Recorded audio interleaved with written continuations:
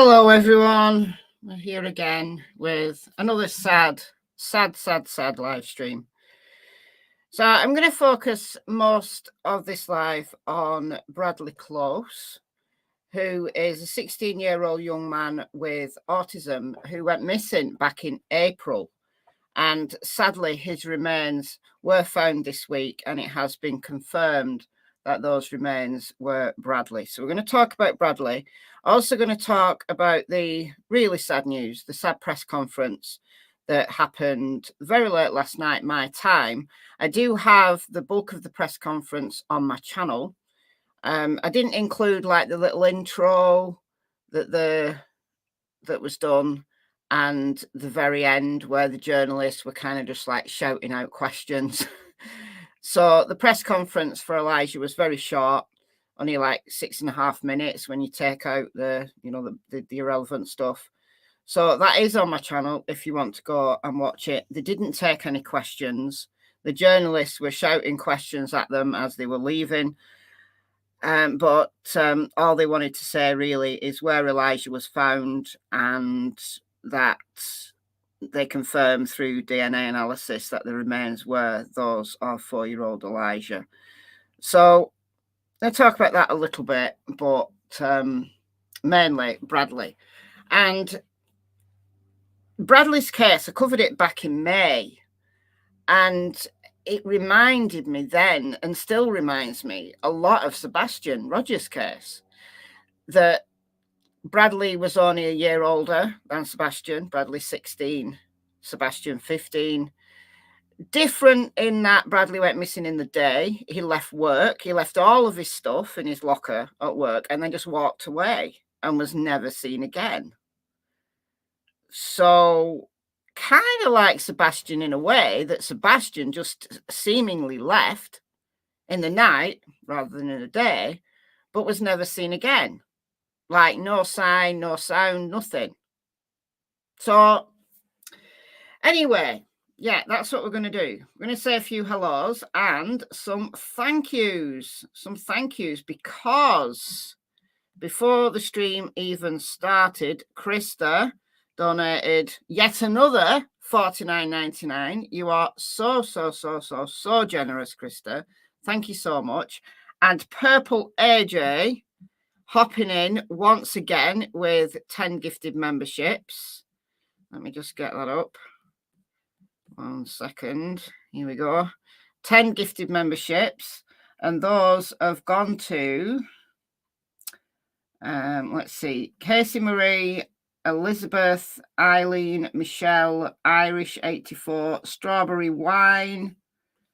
Let me just get this down a bit. Scroll. Comrie, Wendy, Johnny, and Precascent. I don't know how you say your name. Sorry. But welcome you guys. You get a month's free membership courtesy of the truly wonderful, words fail me, Purple AJ. Yeah, found by hunters in an area extensively searched by ground and by air. Yeah, I assume that you're talking about Elijah.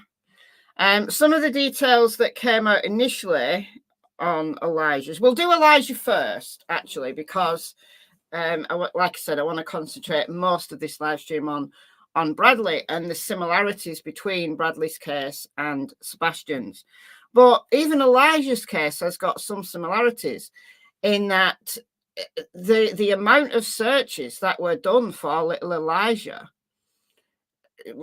been missing since February 20th, when the guy that was looking after him, someone called Jesse Vang, reported him missing, saying that Elijah was there, and then he went to sleep, and then when he woke up, Elijah was gone. But yet admitted that the door was locked, and little 4-year-old Elijah, how's he going to get through a locked door? Well, the police have never given up searching. They've just quietly gone about their business. They're in Two Rivers, Wisconsin, like the Sheriff's Department and Two Rivers Police Department. They have been relentless. Actually, In the press conference, the chief of Two Rivers Police, let me just get this up. Like I said, I'm not going to play it, but just going to kind of show you where it is on my channel. You're going to go and watch it. So it's only 6.5 minutes. So remains found in Two Rivers confirmed to be Elijah Vue. So there's a presser for those who want to go and watch it if you haven't seen it. So this is the chief of Two Rivers, and he said that they were actually got another planned search for the coming week. And it was a hunter who was preparing his land for the deer hunting season. I don't know exactly what he was doing, but he came upon skeletonized remains, a skull, and some other bones. I mean, it's just awful, awful. It was close to the Girl Scout camp. So this is about 3 miles away from where Elijah was reported missing from.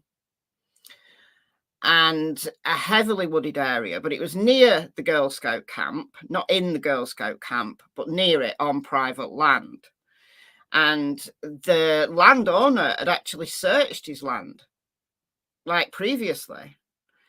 And again, there's been extensive searches by ground, by air, like the rivers have all been searched because there's 2 rivers. Is as it says on the tin, there are actually 2 rivers that kind of run right through 2 rivers. So ground, air and water searches, absolutely relentless, and just quietly gone about the business, working away. You know, Jesse Vang and Elijah's mother, Katrina Baur, have both been in jail for child abuse, child neglect.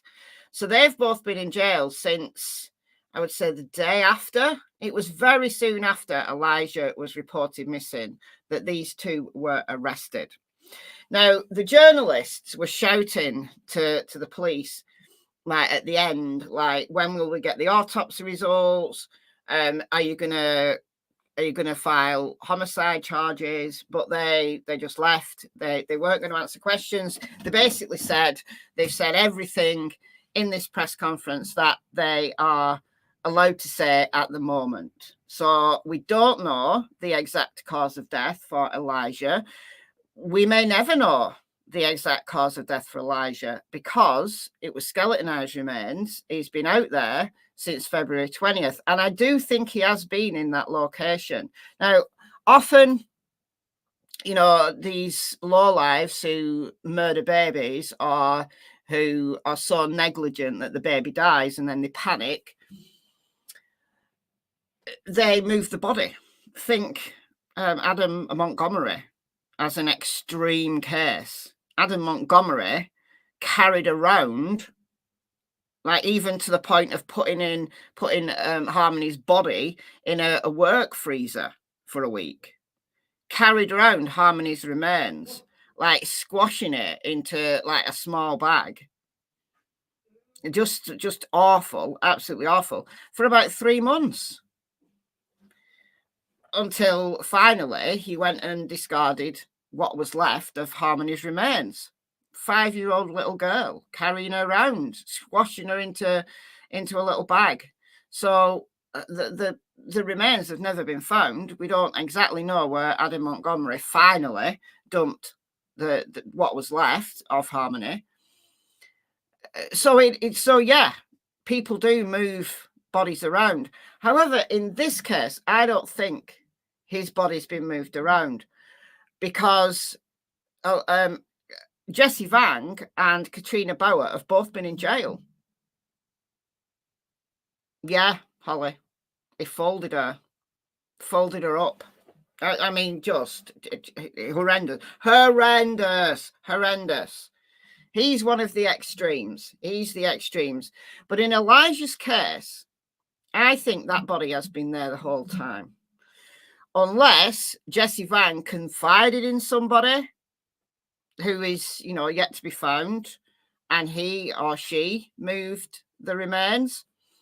But I don't think so. I think Elijah's body has been in that location, and people missed him, because it's so easy to miss a deceased person, especially one so tiny as a 4-year-old in heavily wooded terrain.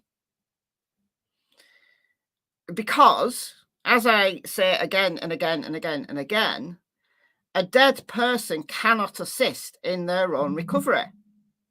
When you're searching for a live person, you are, you're hoping that that person is able to make themselves known, is able to shout or scream or wave their arms about. If they hear a helicopter coming over, they wave their arms, they try to, get the attention of the searchers. If they hear a search dog scuffling through the undergrowth, they'll make themselves known. Usually, I mean, they could be alive and unconscious, obviously. But when it's a deceased person, you've got no hope of that person helping you to rescue them.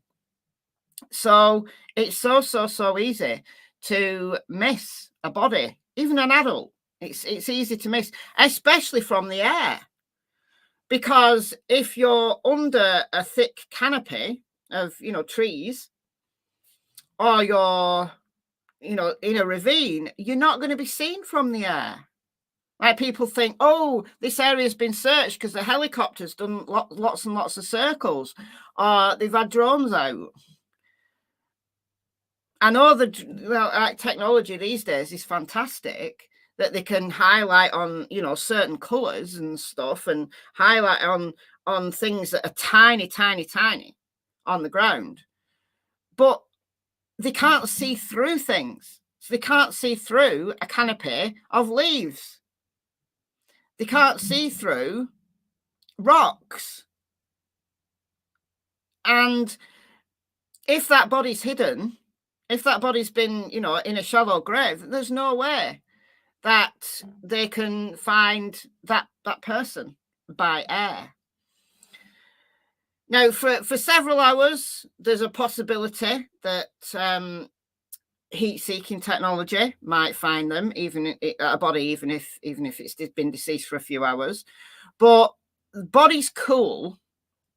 It depends on the environment, but bodies cool approximately 1.5 degrees every hour until they reach the temperature of the environment, approximately speaking. So they could have missed summer. Absolutely could have missed summer. Absolutely could have missed summer. Summer could be within a few hundred feet of a house. Absolutely, easily. I keep saying this again and again and again and again, and people don't believe me, because it's not salacious. It's not sensationalist. It's not a big, people can create a ton of drama like that's going on at the moment in Sebastian's case. It's look, it's the bread and butter of search and rescue and recovery, that you don't have a salacious story. You don't have some deep conspiracy. You have somebody who has gone missing and who has died, or who has been placed somewhere, because in Elijah's case, it is a homicide. I'm quite confident that the medical examiner, once the autopsy results are revealed, they will say that it's homicide. They might not even be able to go that far. They might say it's undetermined. They might. I mean, look, they've got a job on their hands, because Elijah's been missing for almost 7 months, and he's a little tiny little boy, and I don't think it was a complete skeleton.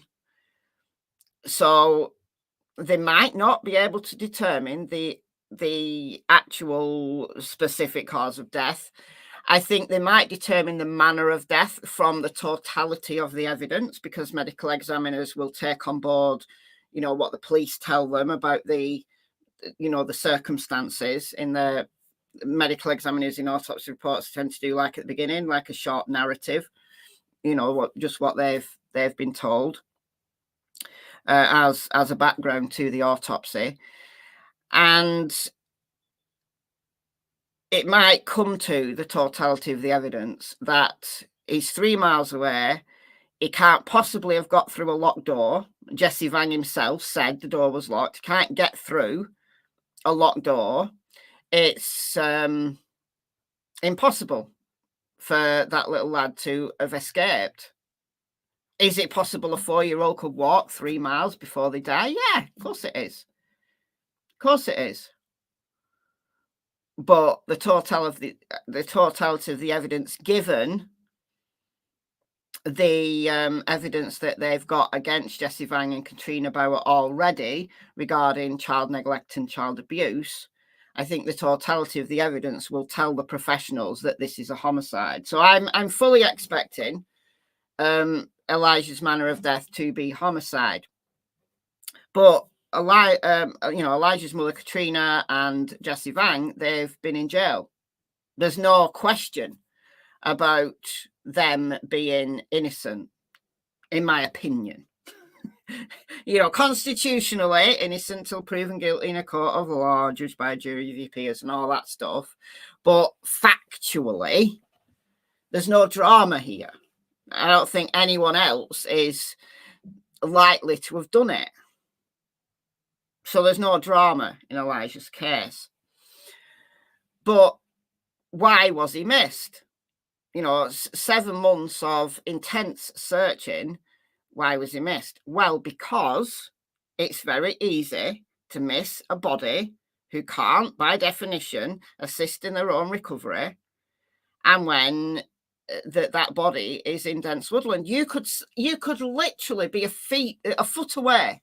You could be a foot away from a little guy like Elijah, who maybe is buried by leaves and stuff, and not see him. And cadaver dogs have to be in a close proximity to that body. If you were a foot away and you had a cadaver dog with you, then yes, of course, they're gonna find that body. You could be 20 feet away and they're gonna run over to that body. But you have to be in the vicinity. You have to know, pretty much where they are before you can run a cadaver dog. You can't run a cadaver dog for miles and miles and miles and miles and miles. It's not fair to the dog. All right, so at least Elijah has now been found. His family are absolutely devastated. This police chief here, his voice was breaking at one point. All the cops are devastated. I think they knew. I think everybody knew, that the inevitable, but still, it's absolutely devastating. So at least Elijah's family, who did love him, who did want him back, who would have cared for him had Katrina Baur just, handed him over to family members, he would have been looked after. But no, sadly not. For whatever reason, we don't know the circumstances and all the, the ins and outs yet. We'll probably not find those out till the trial. But hopefully they plead guilty. Now that Elijah's body's been found, hopefully they plead guilty, don't put the family through a trial.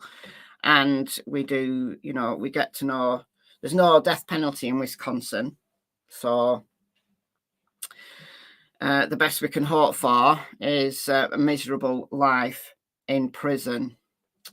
All right, let's talk about Bradley Klose. Let's talk about Bradley.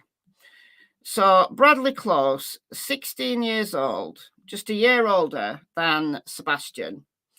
And he went missing on the 8th of April. So he left work. He was working at a fast food place. And he was on camera, leaving his work, left his stuff in his locker, and walked away. Don't know why. He just walked away and was never seen again. Family reported him missing, and huge search effort.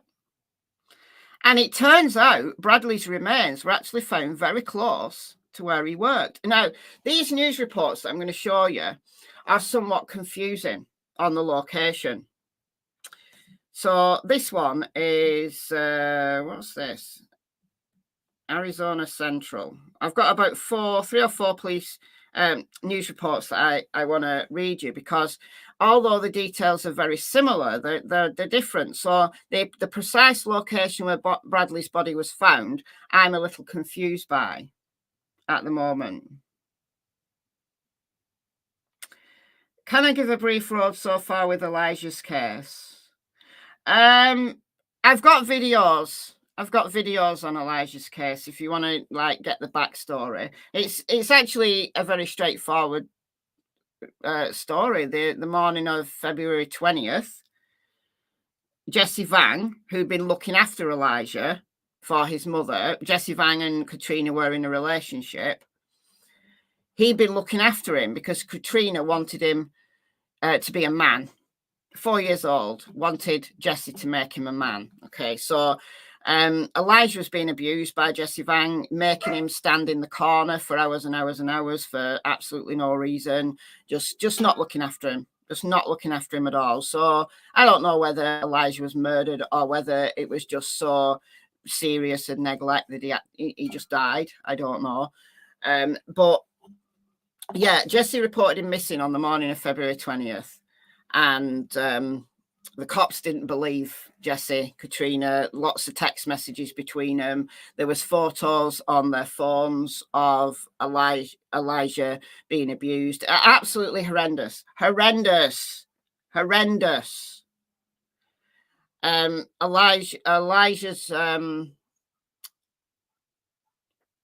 family, as I said, were absolutely gutted. Of participated in the search efforts. There's been a huge, outpouring from the local community.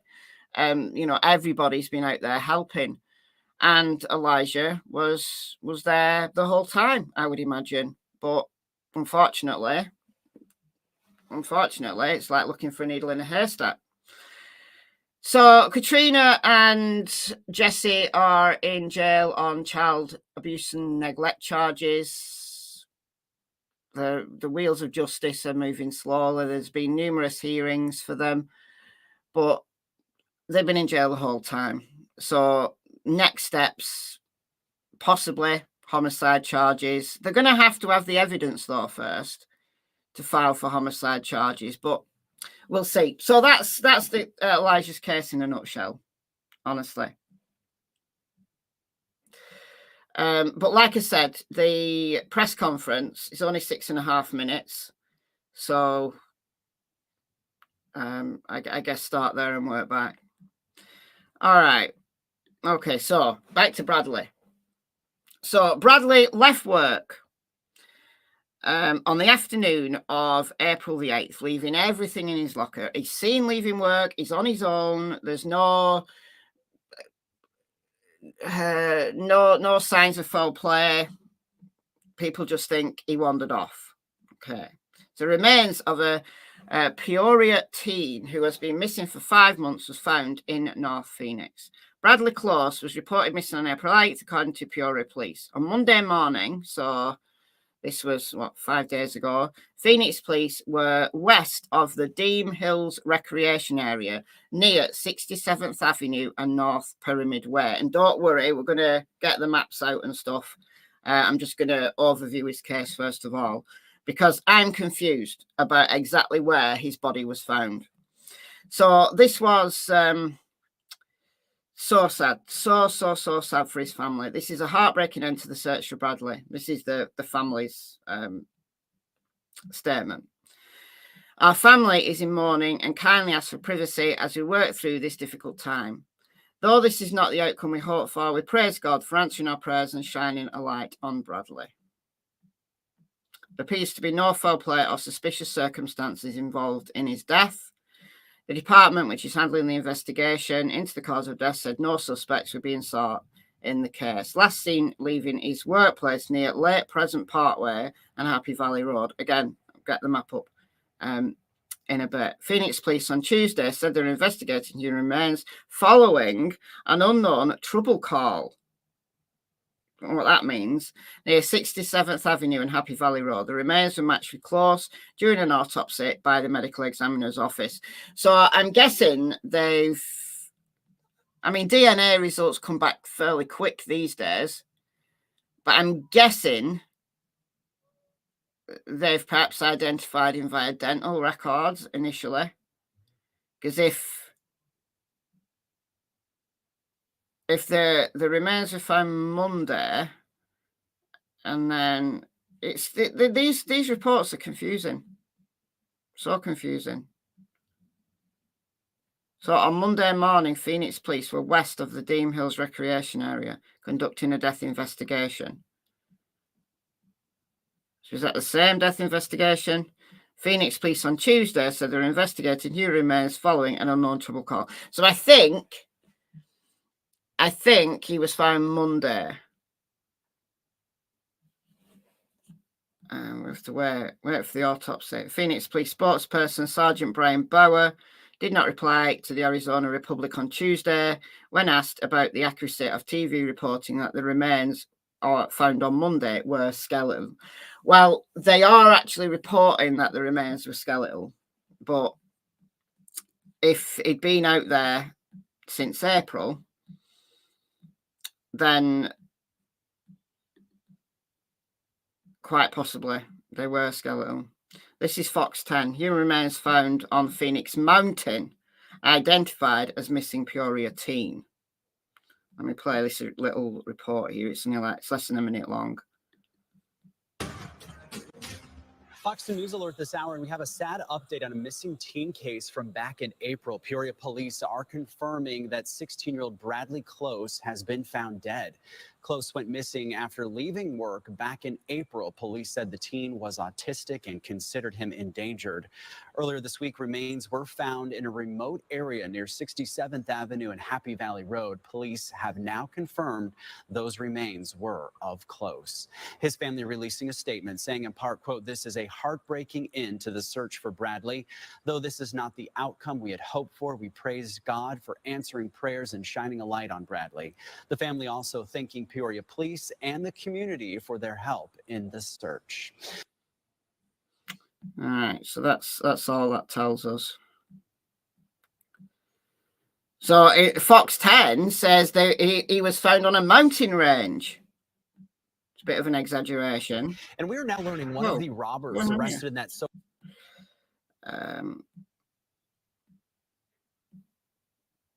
Okay, human remains were found along a Phoenix mountain range have been identified.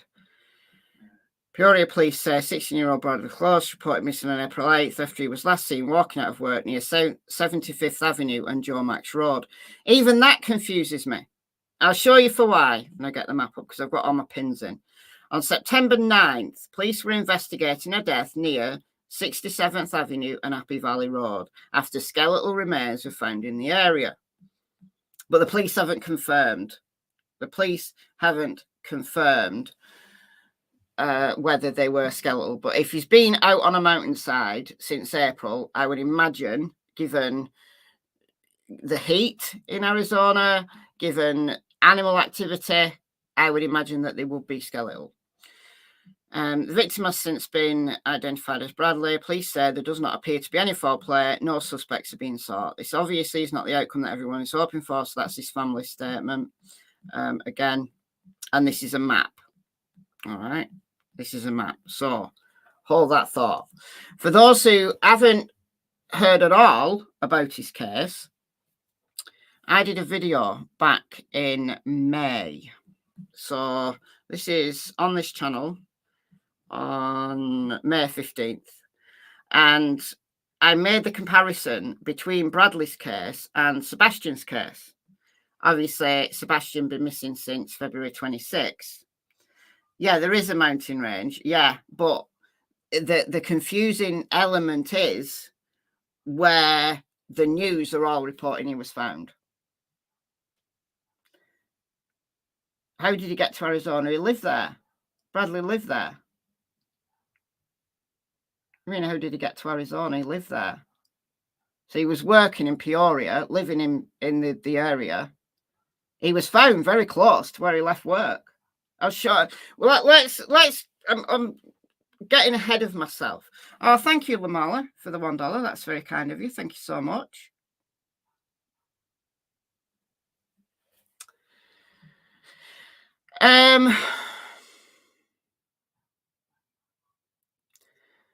Yeah, I think a lot of people just miss Bradley's case. A lot of people don't know Bradley's case. So I want to overview it so that it becomes clear why I'm confused. Maybe there's a really good reason why I'm confused. I don't know why I'm confused. Thank you, Dulcie, for being a member for 30 months. That's 2.5 years. That is an OG if ever I saw one. Thought he was from Peoria, Illinois. No, Arizona. Arizona.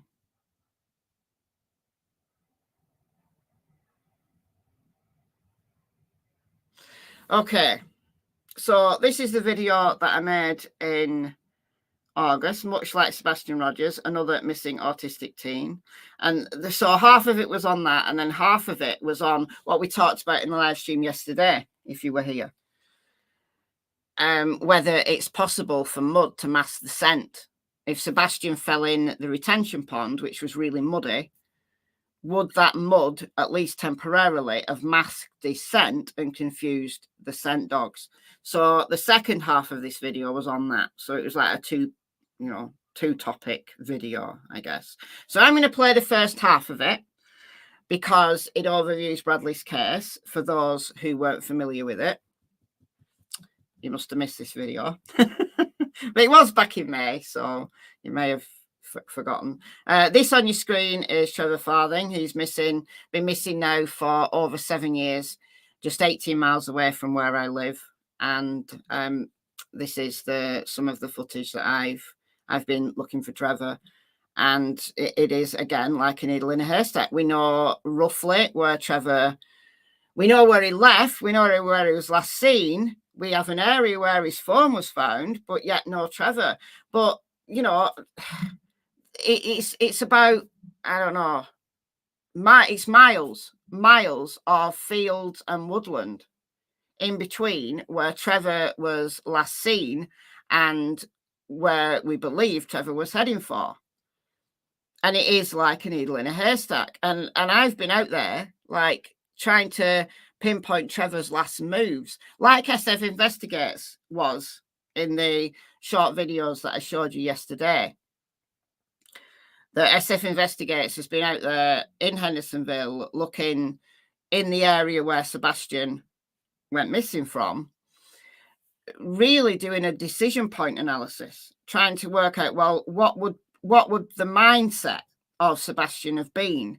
What direction would he have gone in? So it's not like searching, like scrabbling through undergrowth, you know, because you have to, if you want to find a deceased person, you have to come upon them. You have to actually fight. You could be a foot away from them and you miss them, right? Especially if it's a skeleton. SF Investigates is doing a decision point kind of piece of work, like what direction would he have gone in, what would have been his mindset, this is a point where he had to make a decision, what would it be? And I've been out there several times now doing that on for Trevor Farthing, so I understood exactly what SF Investigates was doing, and it's mind-boggling because I could have walked through an area and I could have missed him. I could easily have missed him. Now I had Cassie with me, so I think she would have found like bones or, you know, human remains. She definitely would have found clothing because that's what she's trained to look for, like clothing, electronics, that sort of thing. But again, Cassie would have to be very close for her to, you know, to even, you know, pick up on the fact that there was an item there that she was interested in. It's so difficult, so difficult. And if you've never done it, I don't think you'll recognize how difficult it is. And when people say, how could they have missed him? How could they have missed this person? Easily. I say it. How could they have missed him there? And then you just take a step back and you think, because dead people don't signpost where they are. Excuse me. So you could be a foot away from them and not realize.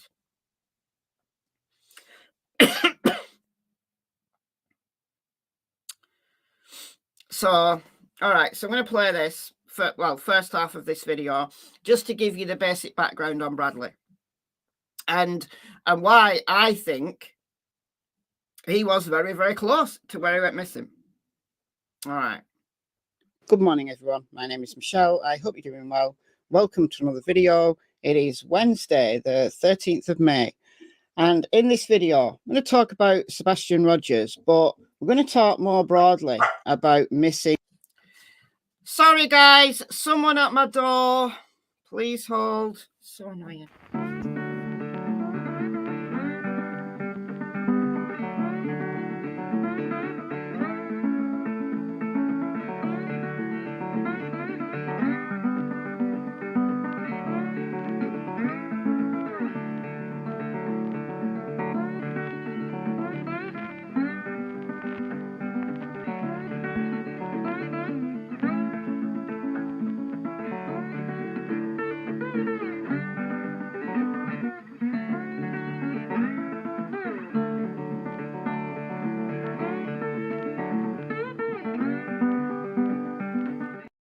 Wasn't even Amazon. Somebody's selling something. God knows. God knows. All right, back to this. What screen am I on? There we go. All right, cool. Autistic teenagers, because it's more than just Sebastian that's missing. Let's go.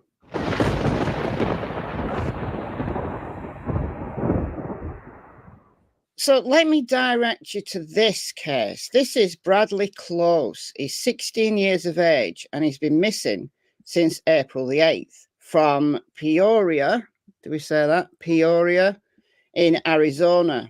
Just 16, just 1 year older than Sebastian. Peoria police are asking for the public's help in finding missing 16-year-old with autism. I believe he'd been at work and he left work. He was last seen near 77th Lane and Joe Max Road in Peoria around 6 p.m. that evening. All right, so this article is saying that he was last seen, just keep these in your head, 77th Lane and Joe Max Road in Peoria. That was the last sighting. Now, some say it's 75th Avenue and Joe Max Road. It's confusing. So they've got a map here. I'm guessing he probably was caught on a camera at the fire department, maybe. Because the police and the family are appealing for Ring doorbell footage, dash cam, that kind of thing.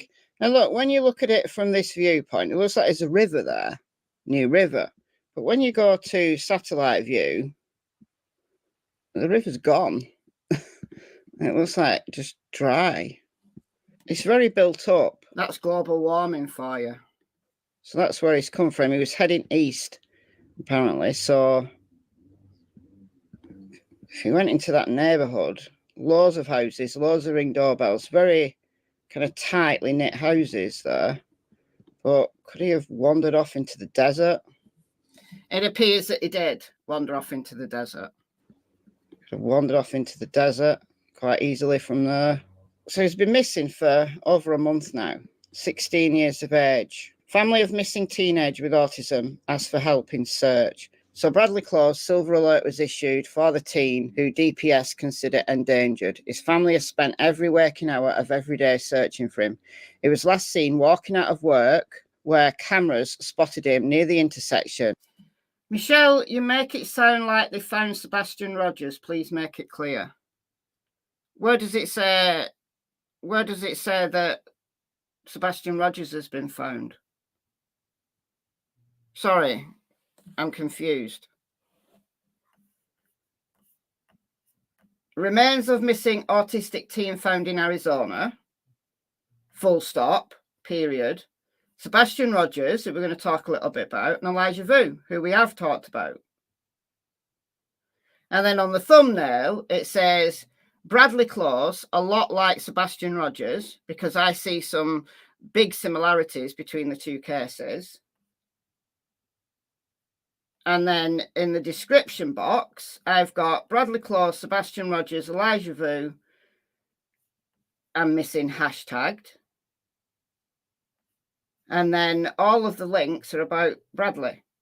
So at what point are you confused by what I'm actually talking about? Where does it say on the thumbnail, in the title, or in the description box that Sebastian Rogers has been found? Or how can you possibly be confused? I don't know. Of 75th Avenue and Joe Max Road. Yeah, look, right. See, 75th Avenue and Joe Max Road. But Fry's isn't there. Fry's isn't there. Fry's is further south. The title is clear. Look, in a title, you get 100 characters, including spaces and including emojis. So you can't write an essay. You have sometimes, if you're doing several topics, you have to be very, very, very brief.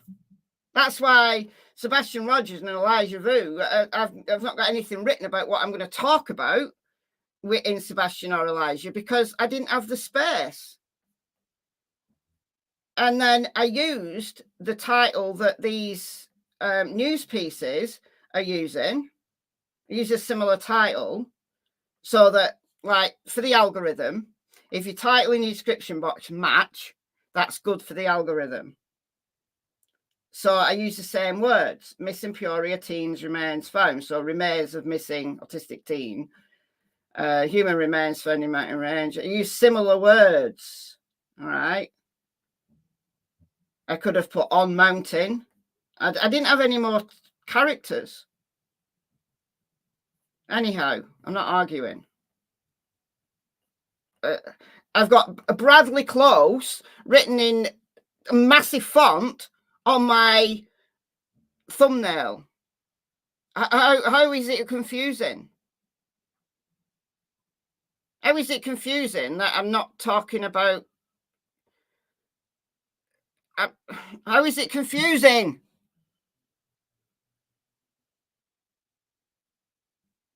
Yeah, the giant red balls mean change of subject.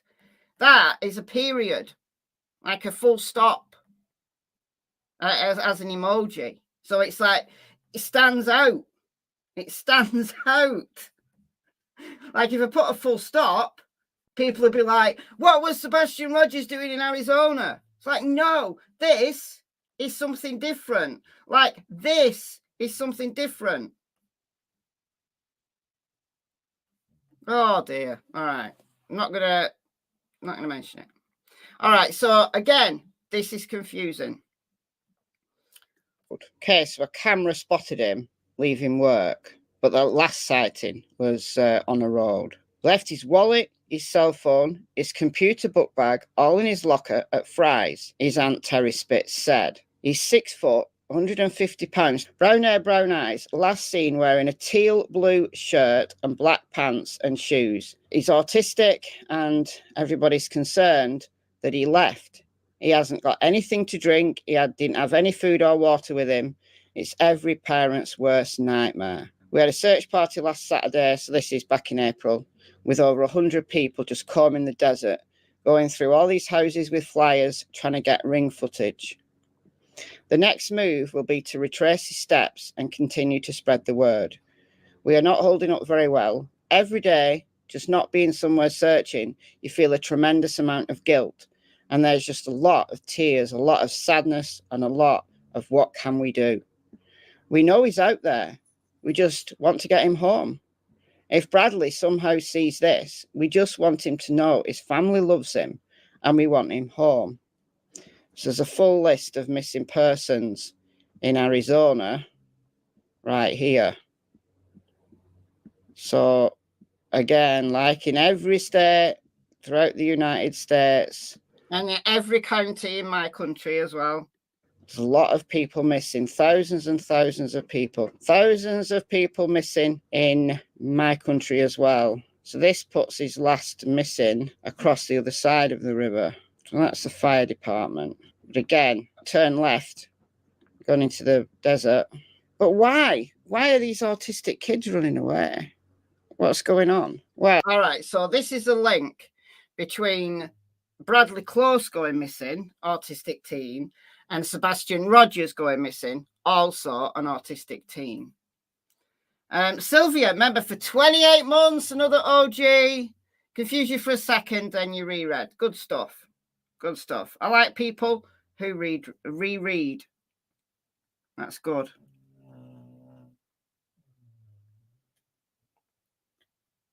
Okay. So I wanted to include this in the video on Bradley and Sebastian because we know a lot about the autistic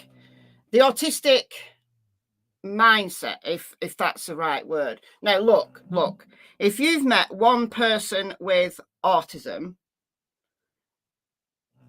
you've met one person with autism. Autistic people are as different and as diverse as anybody else, any other group of people in the general population.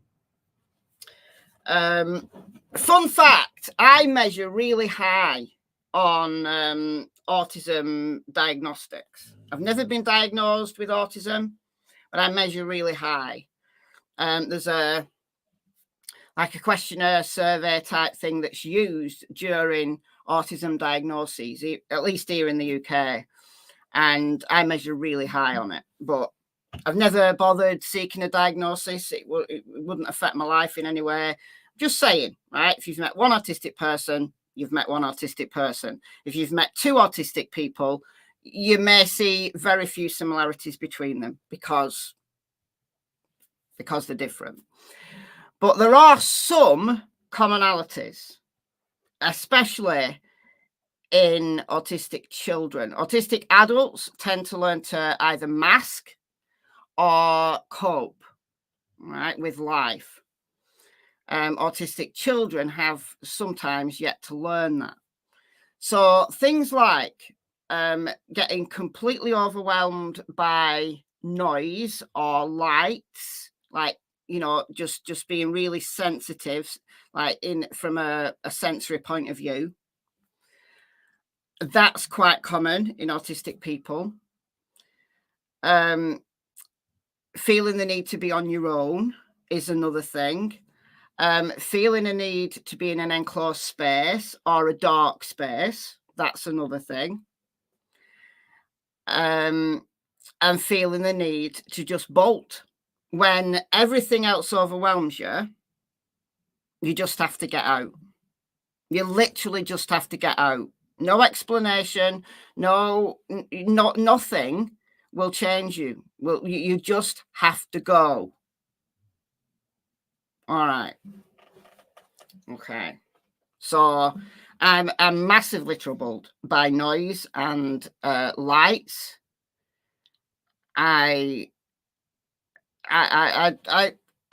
could get an autism diagnosis if I went to a specialist. I would be diagnosed as autistic. I know I would, but it doesn't change my life in any way to have a diagnosis. All right, I'm like over 50. What would I achieve by doing that?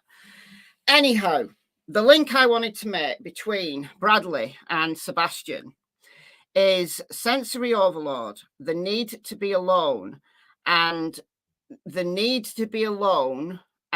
being so overwhelmed that you don't recognize that you're putting yourself in danger. And I've done this so many times. How I'm still alive, I've no idea. It's just sheer good luck, like some guardian angel or something.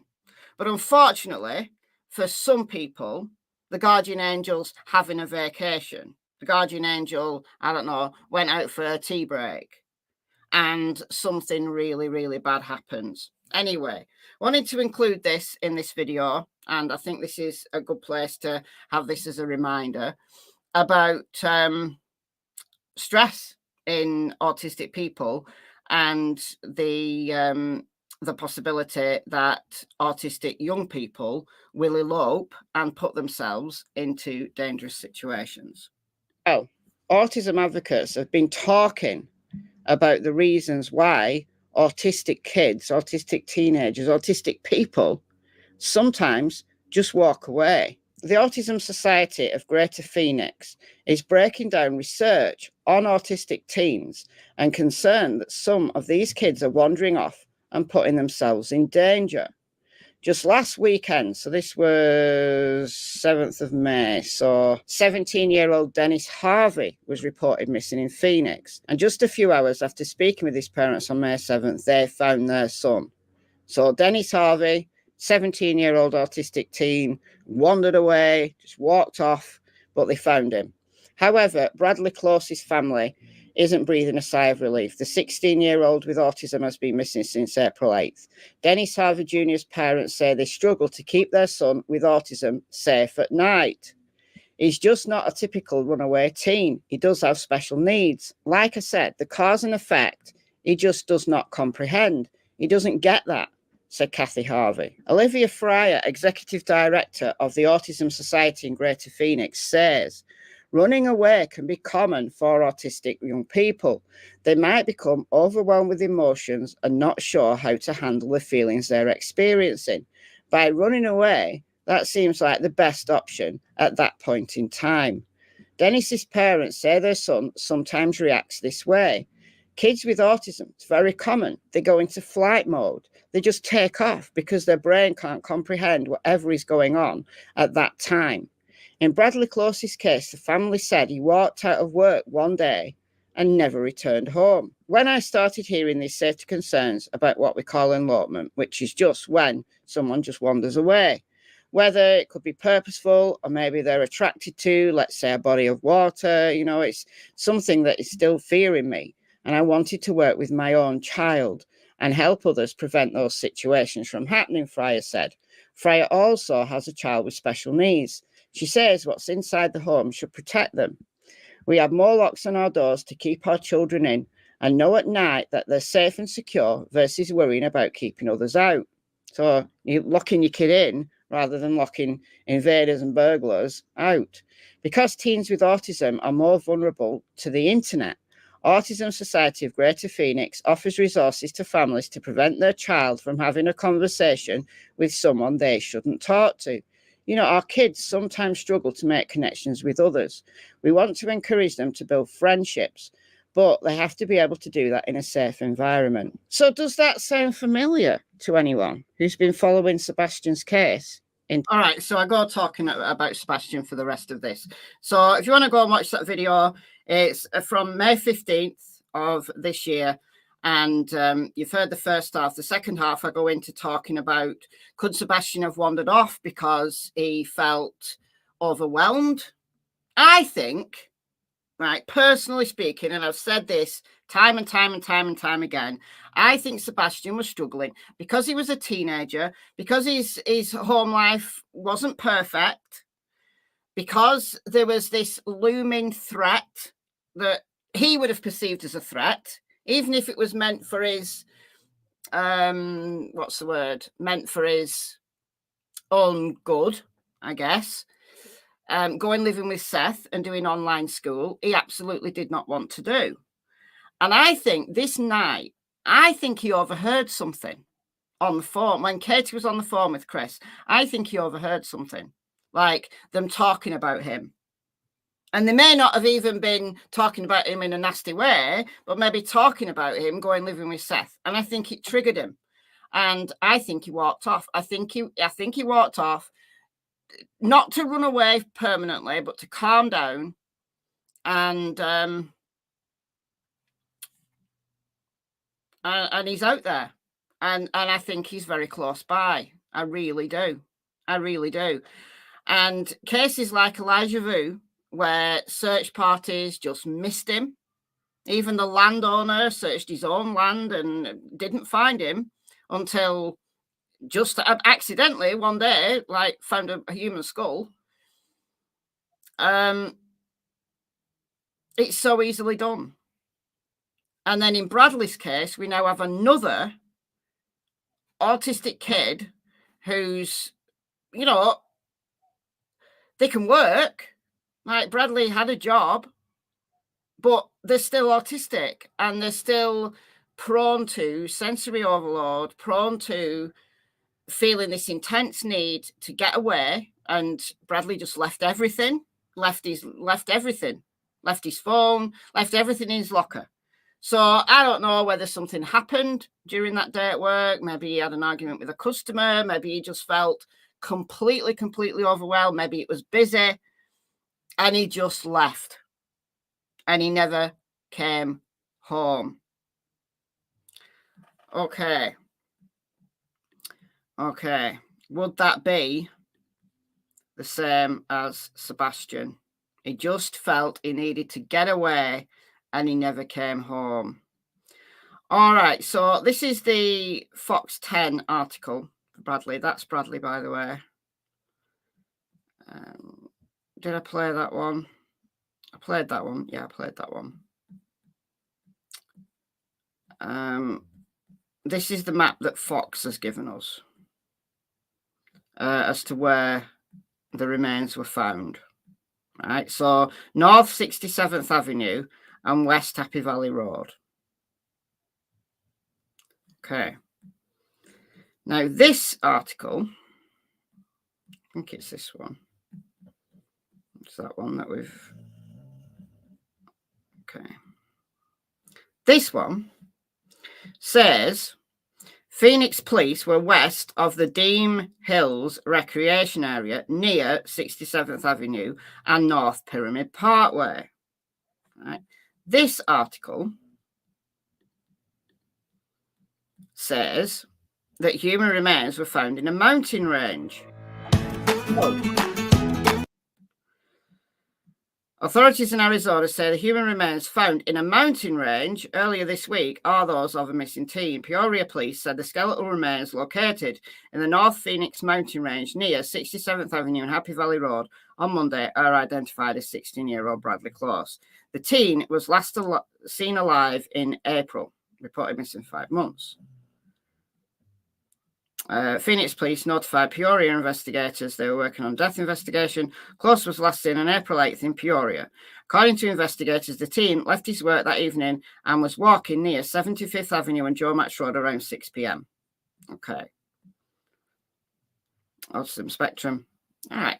Let me get the map up here. So we don't know what the cause of death is as of yet. Still awaiting that information. If indeed the remains were skeletal, like that of Elijah, we may never know the exact cause of death.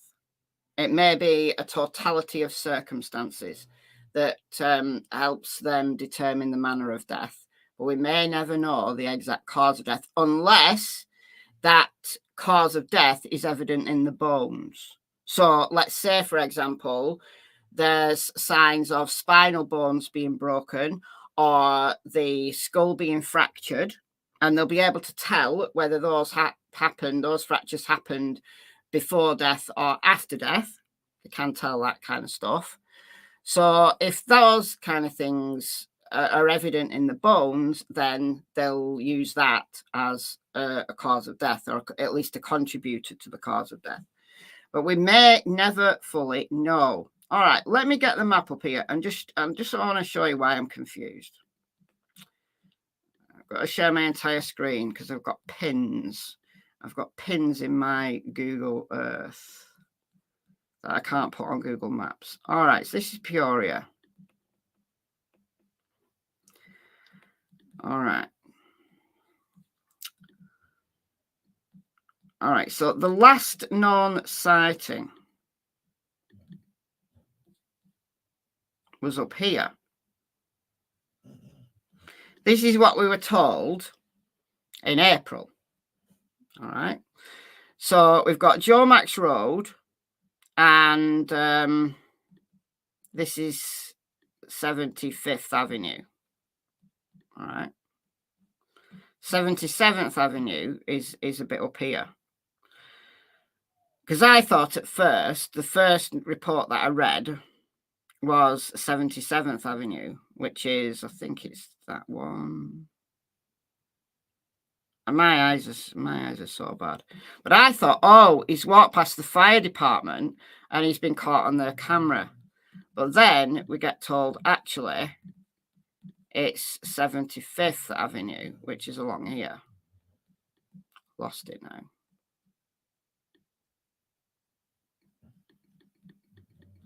Where's my pin gone? No. So then I thought, oh, well, he's got caught on this camera right here.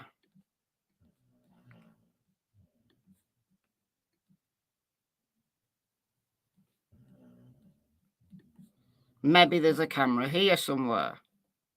Because there's a building on that side. There's building on that side. Oh, it's a housing development. So I thought, all right, so he's walking east along this road. So he's left work and he's walking east along this road. And yeah, there you can see some mountains. All right, cool. But where is his work? Because a lot of the news pieces back in April and May were saying that he worked at Fry's and he was last seen close to his work. Well, Fry's is not there. That's not Fry's. Fry's is down here.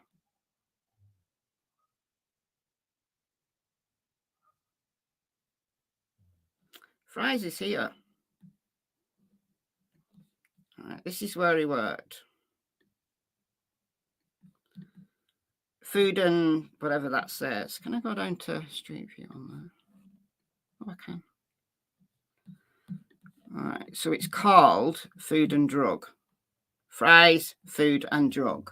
Okay, that's where he worked. All right, that location is, this is Happy Valley Road. Here. Happy Valley Road. And then, if we just zoom out,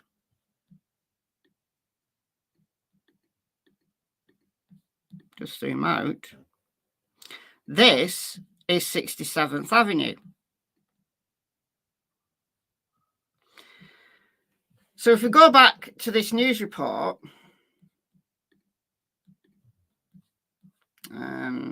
Fox one,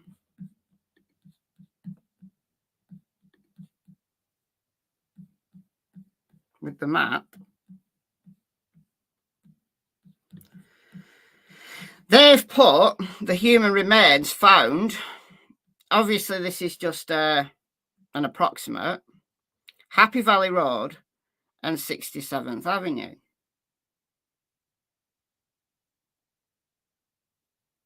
Well, that's where he worked.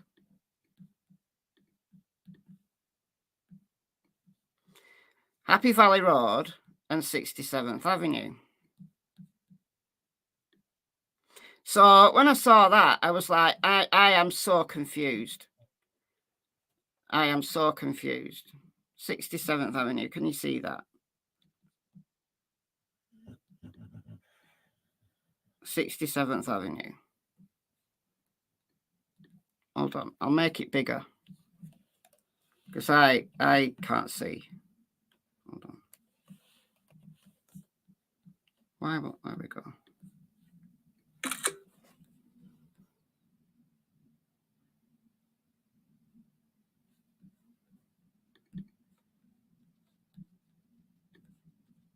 Ah, 67th Avenue.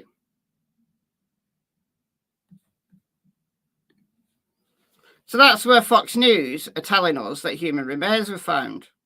Well, that's where he works. So I was like, hold on a minute. This kid has been missing for 5 months and he was found right next to where he worked. I thought that can't be right. However, I don't think he was found right where he worked, because we were also told that it was on a mountain range.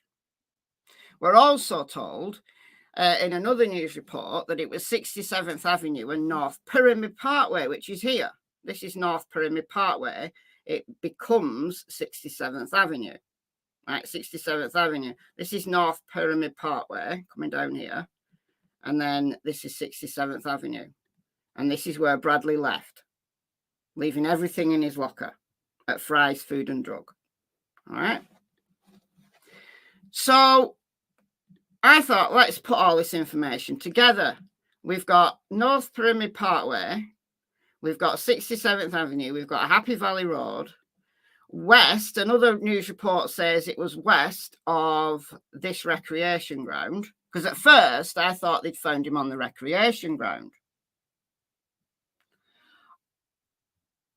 Why make the title like that, Michelle? Awful clickbait.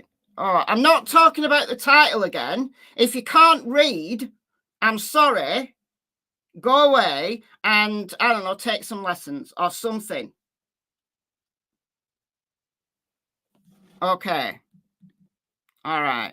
If you thought it was Sebastian, what do you think the big red dot is? Do you think it's a full stop? Or do you think I just put a period in there to make it look fancy? And do you think Sebastian Rogers lives in Arizona? No. Horrible title. All right. All right. All right. Whatever you say. Whatever you say. Okay. So at first I thought they'd found him in this recreation area. I thought, oh, well, that makes sense. That maybe he's gone here. There's a mountain there. There's a mountain right there. I thought, okay. But no. He was found west. So this direction of this recreation area. So you've got the recreation area, then you've got some houses, then you've got 67th Avenue, Happy Valley Road, and that's where Bradley worked. All right. And then we're told, well, it was near North Pyramid Parkway and 67th Avenue. Right. So I've concluded, just based on the totality of it, that it was on this mountain, that he was on this mountain somewhere. That's what I've just concluded based on all of the clues. So journalist title, news articles with limited space. Yeah, well, YouTube gives you limited space. You've got 100 characters, including spaces, for a title. So when you're discussing multiple cases, you have to be cryptic. And you have to use punctuation. And you can't give like an essay as a title.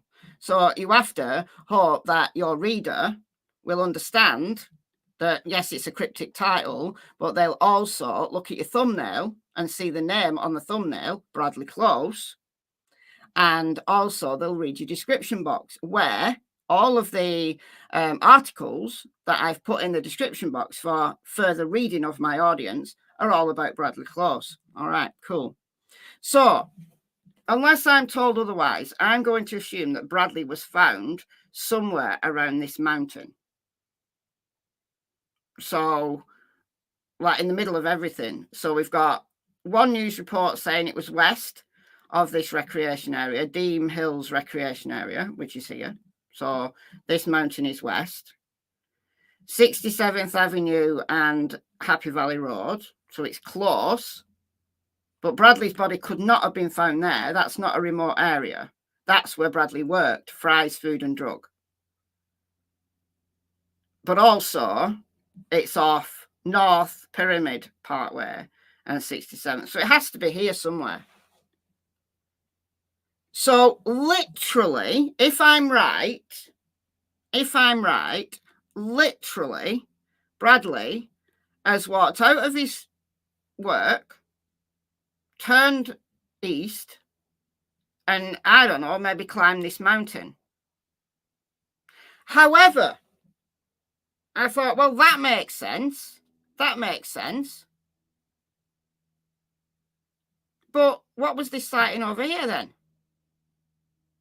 Am I missing something? Am I missing something?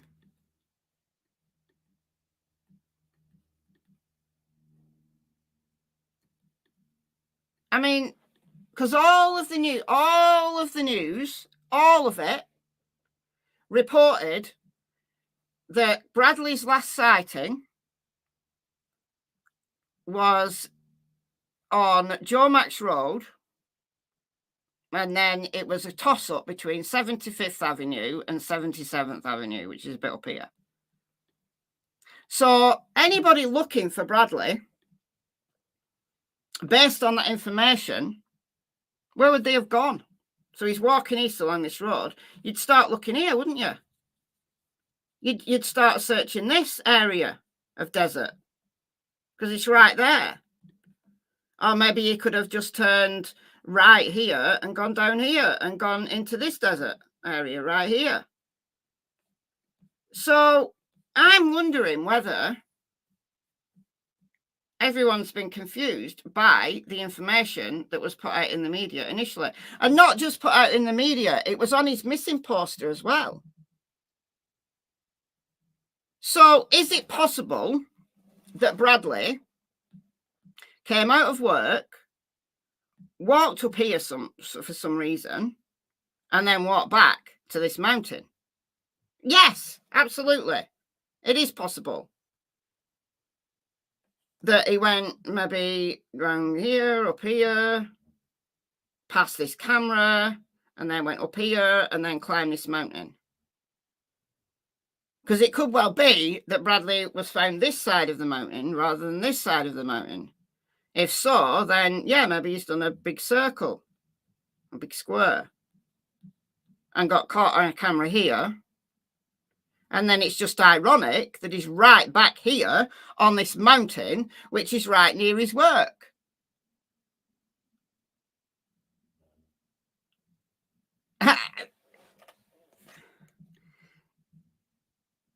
I'm just wondering how well this mountain was actually searched at the time. Because if everybody was looking over here, maybe this area wasn't really searched that well. I don't know. Because when I did my video in May on Bradley's case, I said, well, if he's seen here, maybe he's wandered off into this desert. And I pointed up here. Maybe he's gone off into this desert.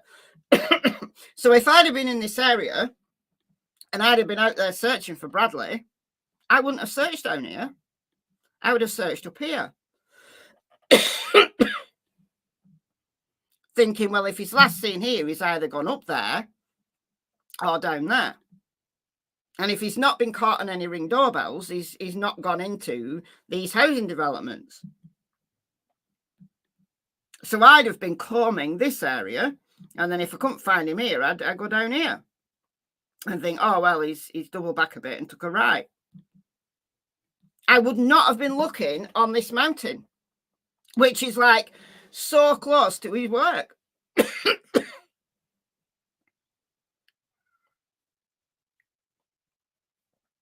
How crazy is that? I'm coughing like a 40-a-day smoker.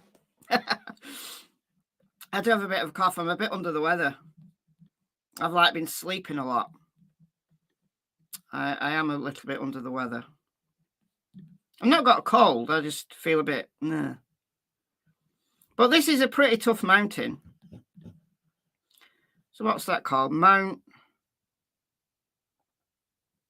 Ludden Mountain. Let me just... I cannot see for the life of me. I'm so blind.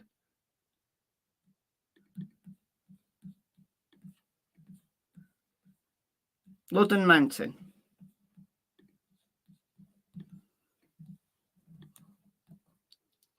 So you'd think, well, it's easy seeing by air, but not necessarily.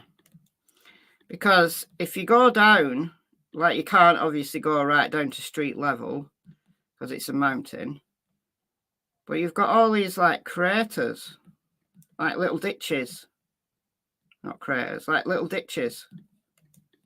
So obviously water run down this at some point in the past, made these dips, and you can't tell on a map just how rugged this terrain is. So what if he went out of work and decided to climb a mountain? And maybe he fell down. Because unless you're really steady-footed, that's pretty steep. That's pretty steep. And who would see him, honestly? Because the houses are way down here. Who would see him? So I don't think there's been any foul play. Who found him? I don't know. I don't know who found him. I don't know who found him. If anybody knows who found him, that'd be... I'm assuming he was found by accident. As these people tend to be. I guess you could say it's a mountain range. I guess. You've got Ludden Mountain, and does this have a separate name? I wouldn't really call that a mountain range. But anyway, you've got two peaks. So he's either found, in my opinion, he's either found close to this side, so maybe he's tried to climb this side and fell down, or if that last sighting is true, there, he's walked up here. That's a fair walk, but who knows? And then gone up here and gone up here. So he's gone up Pyramid Way and got on the mountain here. Because there are trails. People do climb this thing. There are some trails around here. So I think he's tried to climb this mountain and he's fallen down. I mean, there's always the possibility that he's harmed himself. Possibly. There's always that possibility. That's right, Twisted Reality. This lad's case and Elijah's case just proves that even in areas that have been extensively searched, you can still miss them. I think that's what happened with Sebastian Rogers. Exactly. And that's my point. That's my aim of trying to get across to you in this live stream, that we've got now another case, the case of Bradley Klose, where we've got some little bit of confusion as to where the last sighting was.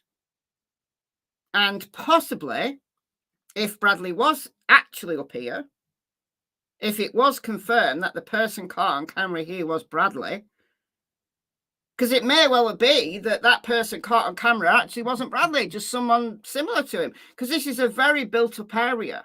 Yes, it's in the desert, but just look at all these different housing developments, all these little subdivisions. I mean, it goes on for miles.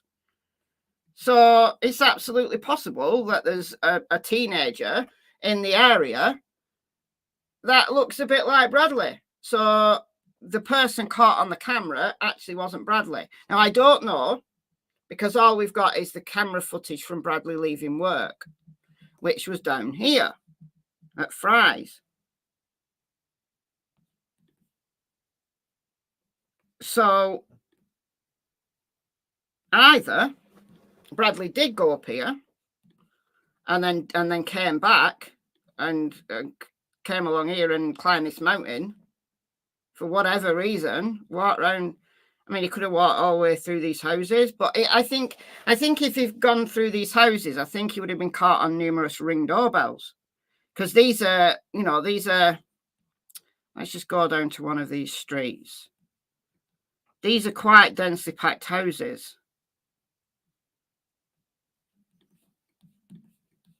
Oh, I've gone on a road where there's like fences, but you can see how densely packed that is.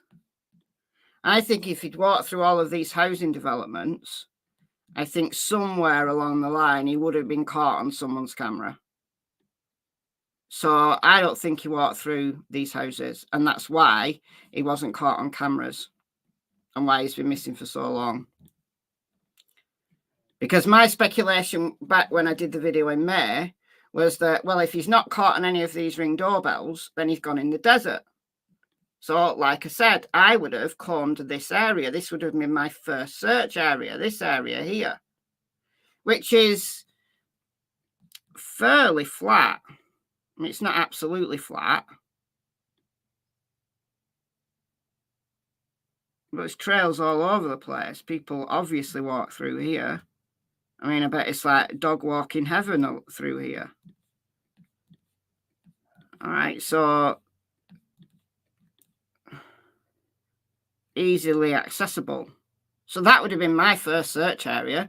But you would think, well, because it's reasonably flat, you've got a reasonable chance of seeing somebody. Certainly if they're alive, you've got a good chance of seeing them. But even if they're not, you've got a good chance of seeing them because it's flat-ish. So I'd have combed this area, and then if I'd not had any success here, I mean, how far north would I have gone? I don't know. Then I would have gone down here and thought, all right, well, I'm wrong. He's not gone north, he's gone south. But no, that's completely misleading because it appears that Bradley was here in this area. I would not have gone there. I wouldn't have gone there. So this, for me, as a, with my search head on, it's a lesson. It's a lesson to think outside the box. It's a lesson to think, don't necessarily assume that because the last sighting's here, don't assume that they're going to be close to here. Because actually, if it's true that Bradley was found on this mountain, putting all of the, bits and pieces together, that Fox said it was Happy Valley Road and 67th, well, it can't be exactly there because that's built up, not a mountain. Then other media said it's a mountain range. Well, we've got two peaks.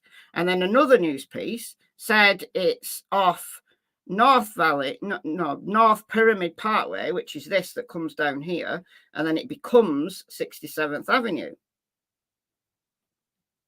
So, and then another news piece said it's west of Deem Hills Recreation Area, which is here. So it's got to be in this area. That's the middle point. And it's so close to where he worked. So close. So close. He's literally, if that sighting wasn't him, if that sighting somebody else and it wasn't him all along, and it's, confused me, he's literally gone out of work, turned right, and gone up the mountain. And maybe fallen down and died. Maybe fell down the mountain, like done a Jay Slater, basically. Climbed up the mountain, fell down, crashed his skull. Or maybe there's always that possibility that he was depressed and he's harmed himself. I don't know how he would have done it. Don't know. But there's always that possibility.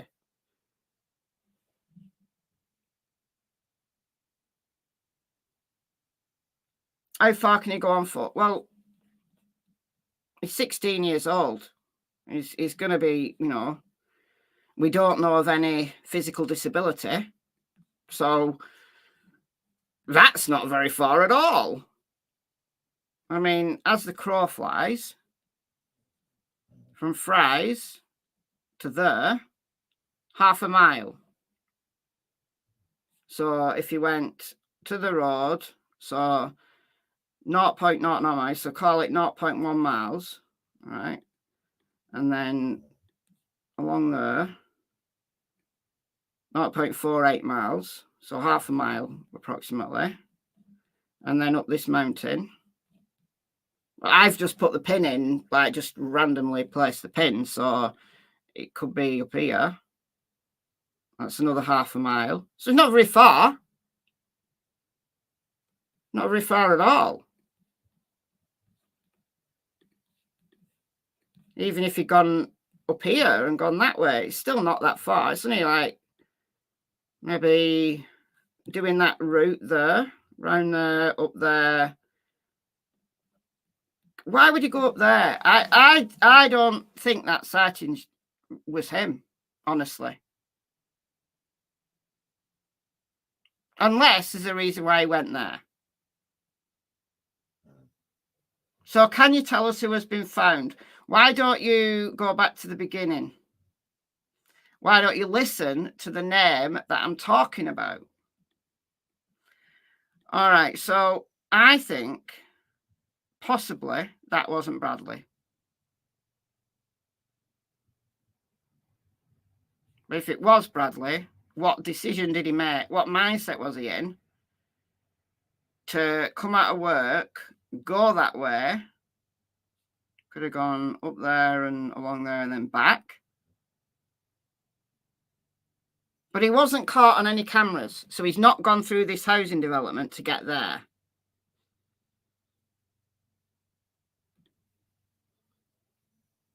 So I think there's a good possibility that that sighting that we all thought, if you followed the case, all thought was him, maybe wasn't him. Because if he really was found on this mountain, he's gone out of work, he's literally gone across the street. He's literally gone across the street up the mountain. Maybe he just fancied a walk. Maybe he felt stressed, maybe overwhelmed, maybe work was too busy, maybe the lights were too bright. And he just thought, I'm going to go for a walk. And maybe he intended to come back. Yeah, he needed some space. Thank you, Fairy Goddess. He needed a bit of space. And he left everything in his locker because he intended to come back. No, we have no idea what they're thinking. No, we don't. But when you put your search and rescue head on, I learn from every single case. All right. Every single case teaches me something. This case has taught me, don't assume. Don't assume that the last known location is going to be the place where you need to start. It makes sense that the last known location is the place you start. But what if it wasn't them? I mean, look, if it was absolutely 100% Bradley and it's so clear, it's such a clear picture, it definitely was him, then fair enough. Fair enough. But this is just across the street.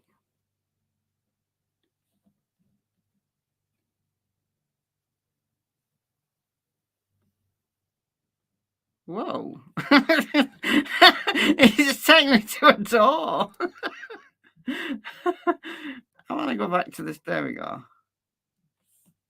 All right, look, there. It's right there. So he's come from here. He works at Fry's, which is, I think, this one. It's right there. He's gone across the street. That makes more sense to me, that he's maybe needed a break. He's overwhelmed. He just needs to, go for a walk. He's left his stuff in his locker because he's intended to come back, probably within half an hour.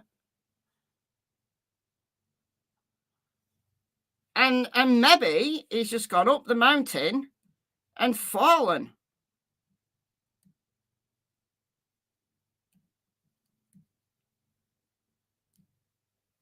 I mean, it's not even a massively high mountain, is it? But still. I think that's most probably what's happened, He's fallen and maybe he's cracked his skull on a rock. Now, that would be seeable on skeletal remains. But it's just it's so sad. It's incredibly sad. If it's something that simple, we were thinking, oh, it's so mysterious. Why did he leave everything in his locker? You know, what was he doing? Was he running away? No. I think he was going for a walk and with every intent on coming back. And I think that's exactly the same as what happened with Sebastian.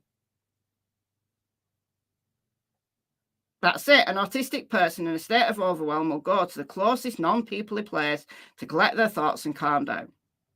Yours sincerely, an autistic person with personal experience. Absolutely, 100% totally agree with you.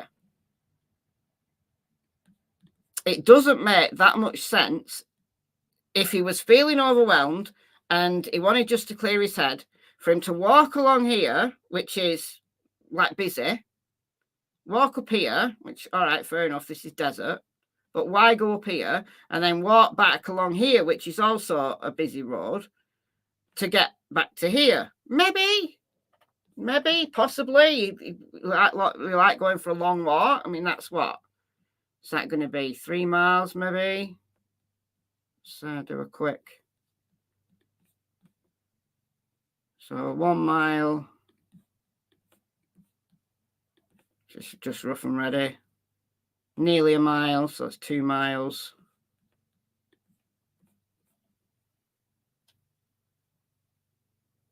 What's that? 1.6. So over 4 miles, actually.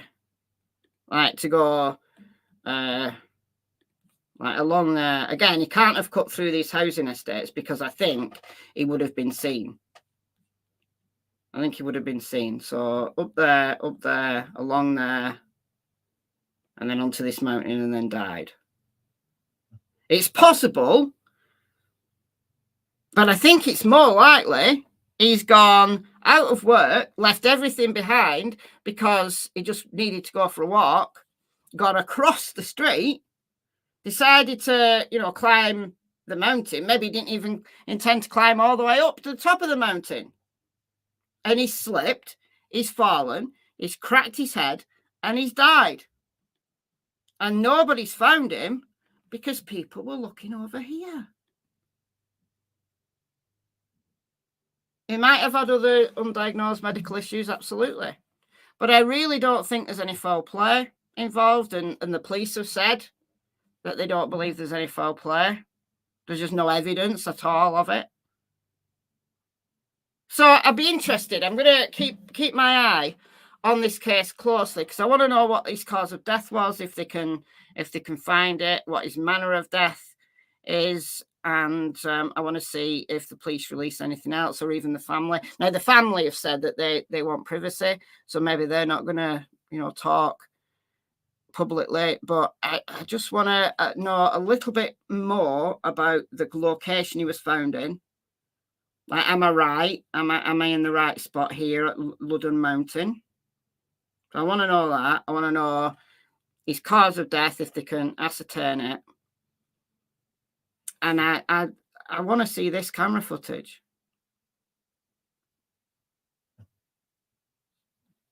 It's a learning point. It's an incredibly sad case, but it's a learning point for me. Like I said, I learned from every single case. And this is a good one. And I think it's one that we need to keep in mind for Sebastian's case. That we can assume that we know where Sebastian was last. But then what happened? So I'm going to leave you on that note. So I hope you found this interesting. And I hope, you understand what I'm getting at when I talk like this.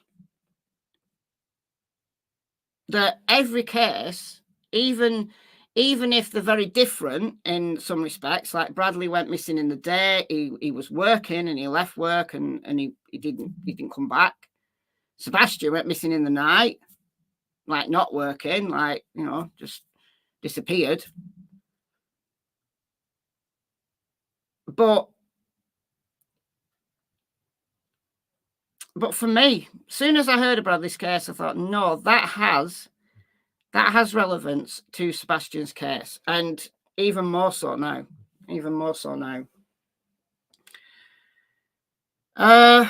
Yeah. So I hope you get it. I hope you get what I'm trying to say. That even if elements of the case are different, if you think about the mindset, you think about the psychology, you think about the decisions that they might be making as a result of their psychology, then you can maybe try to pinpoint in a little bit more accuracy at least what direction to go in.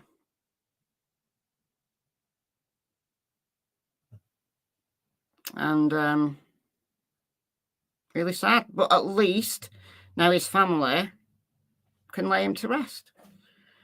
Just like Elijah's family can lay him to rest now. So I'm going to keep following all of these cases. So thank you for joining me. Thank you to those that donated at the beginning of the live stream. Very much appreciated. Think a utility worker will find Sebastian. Yeah, I think it will either be a utility worker or a hunter. Same with Summer. I've kind of come to the conclusion that maybe there was nothing at all foul play in Summer's case. That we've just all made this massive suspect list, and me included, got this massive suspect list, and actually that terrain would hold that secret. That terrain around Ben Hill would hold that secret. Anyhow, oh, thank you, Johnny Appletree. Thank you for the £2. That's very kind of you. Thank you. Mike has gifted a membership. Let me just see who's got it. Let me just see who's got that. Hey, it ain't the butterfly, it's the Tootsie Roll. Oh no, sorry. I just assumed that was you, but no. Sorry, it's DC. DC was gifted the membership. So thank you, Mike. And DC, you get a month's free membership. Check out the members area. So all of you new members, check out the members area. There's members lives, there's short videos, there's bloopers, there's status updates. There's a bunch of stuff on there now. So go and check it out. Keep you busy. He said months in that Summer would be found by a hunter 20 years from now. Yeah, you never know. I hope it's not 20 years, but yeah. You didn't know Madeline was autistic. I'm not sure that she had a diagnosis. That they said that she'd been assessed and they thought she was, but then they thought she wasn't, and they gave her an ADHD diagnosis. So I'm not sure Madeline, if you mean Madeline Soto, I'm not sure she was autistic. She may have had traits. She may have been on the spectrum, but maybe not quite hit the diagnostic criteria, maybe. I don't know.